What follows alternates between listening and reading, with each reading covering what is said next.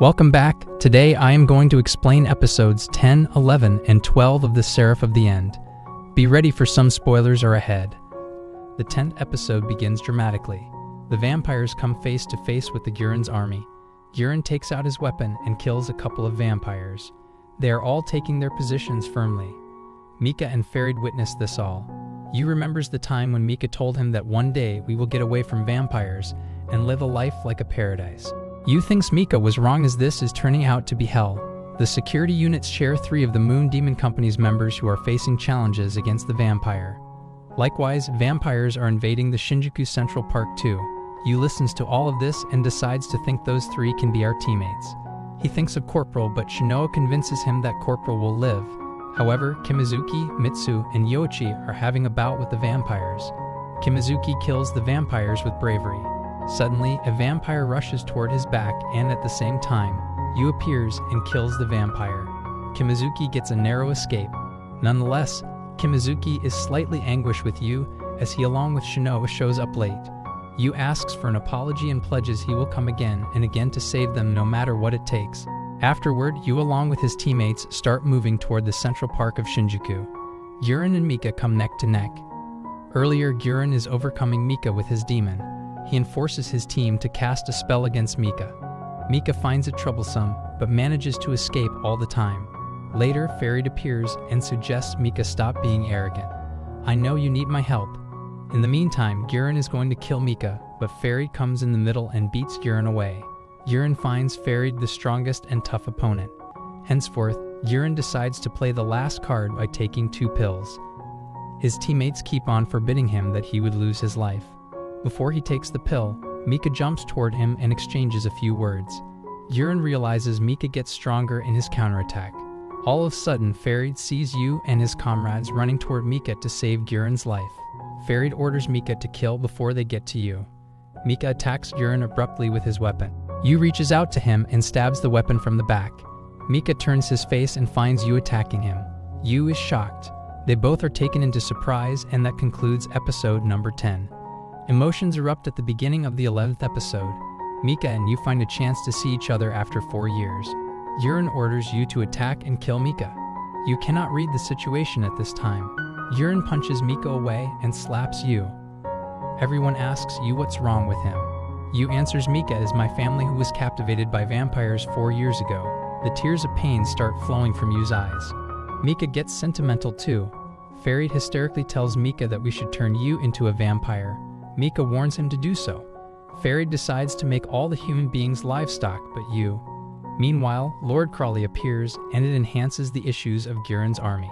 The war resumes and Gurren's army finds itself on the back foot. Yu is dejected by what he has just witnessed. He could not pay concentration on the fight.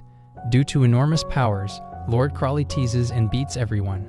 Farid finally gets closer to Yu. Next, Farid is trying to convert Yu into a vampire, but he is badly hit by Mika to save Yu. Farid does not mind this at all as he knows the variations circulating in Mika's mind. Gurren is hit once again. Mika picks up Yu and decides to fly away to hold a secure conversation. It is this time of the story where Mika tells Yu to turn into a vampire as human beings would use him. Yu does not understand this at all. Contrary to this, nobles who are known as Crawley's group keep on attacking Gurren and his army. Farid is in the battle too. They get control of Gurren's army. They are on the brink of turning all the units into a vampire.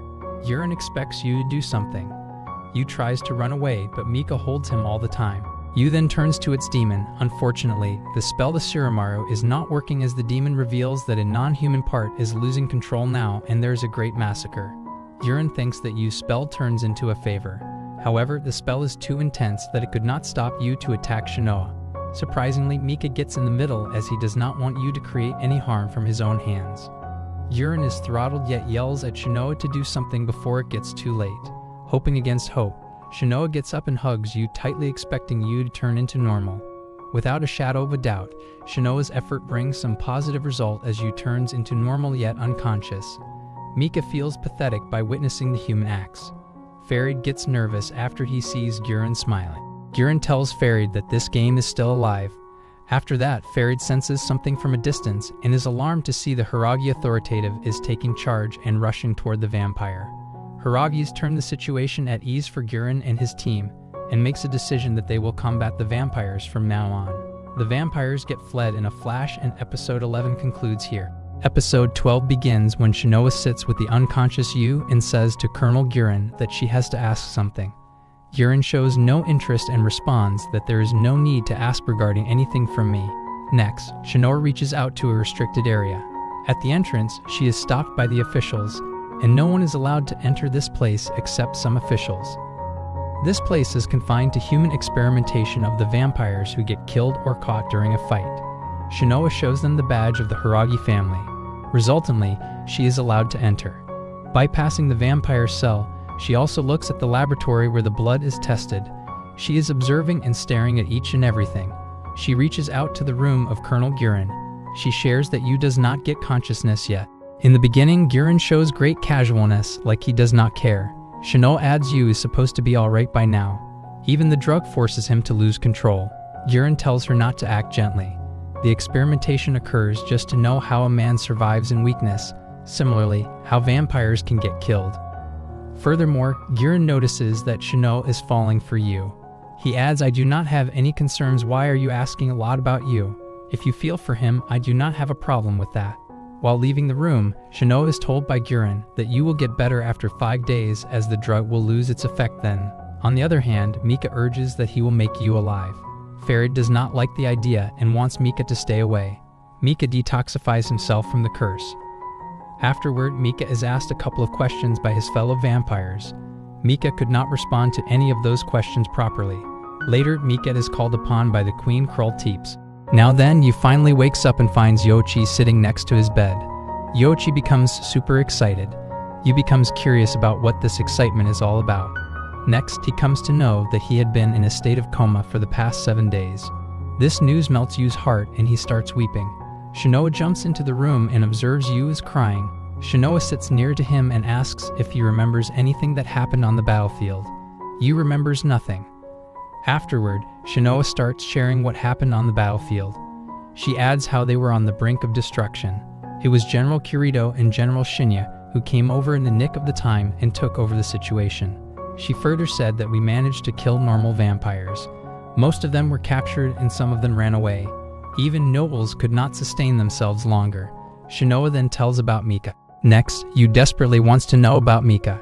Shinoa feels hesitant while answering at first, but after a couple of moments she manages to answer that Mika was taken by the vampires.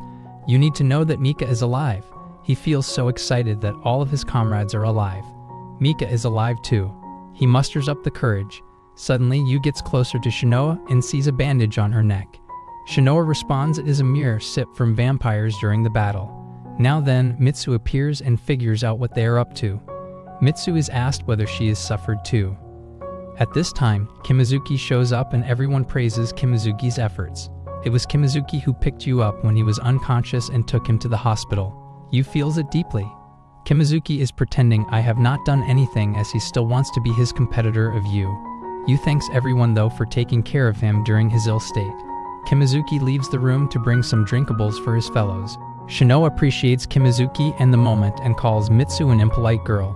Mitsu reacts you do nothing too. Shinoa hits back by saying that she is a unit leader. Yu feels alive at this moment. He needs to know that Mika is alive. He thinks hard about Mika. On the other hand, Mika is thinking about Yu too. Yu starts believing that condition is going to be best in the future and I will try to connect with Mika as quickly as possible. Kimizuki enjoys the break time while Yu reads the situation differently. He is quite hungry to kill more vampires. In the end, Guren figures out the analysis report. The music is turned on. However, Farid raises his arms and feels so alive. He notices that it is the lust of human beings that is not going to be ended. Likewise, it is the arrogance of the vampires that makes everything look easy. Speaking to his fellow, who he thinks looks happy but he is not. He handovers the report to him and he walks away by closing the door. Episode 12 concludes. This series ends here. Thanks for watching.